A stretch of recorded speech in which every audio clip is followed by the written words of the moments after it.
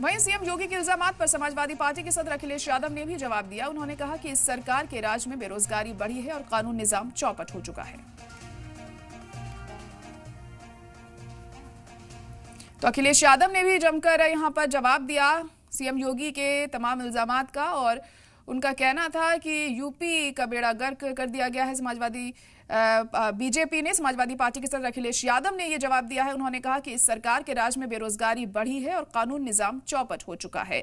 इससे पहले भी लगातार अखिलेश यादव बीजेपी पर हमलावर रहे हैं और योगी सरकार को लगातार घेरते रहे हैं। और जब सीएम योगी ने तमाम इल्जाम लगाए समाजवादी पार्टी पर, तो अखिलेश यादव यहां जवाब देने से नहीं चूके और उन्होंने भी जमकर घेरा है यहां बीजेपी को।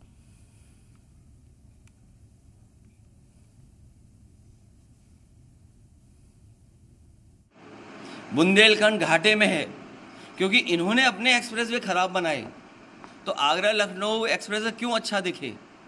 उसमें करोड़ों रुपए टोल इकट्ठा करते हैं प्रतिदिन। आज आप लखनऊ से आगरा तक चले जाएं, गड्ढे ही गड्ढे नजर आएंगे आपको। इन एक्सप्रेसवे किनारे मंडियां बननी थी, मंडियां जो बन गई, जितनी बन गई उसके आगे नहीं ले जा पाए। और जो मंडियां दुकानें भी बनी, इन्होंने अपने लोगों को आवंटित कर दिया है। तो ये सरकार केवल महंगाई बढ़ा रही है, भ्रष्टाचार बढ़ा रही है, रोजगार छीन रही है।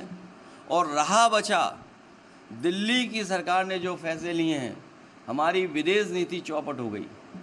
दुनिया में कोई देश हमारे साथ नहीं खड़ा।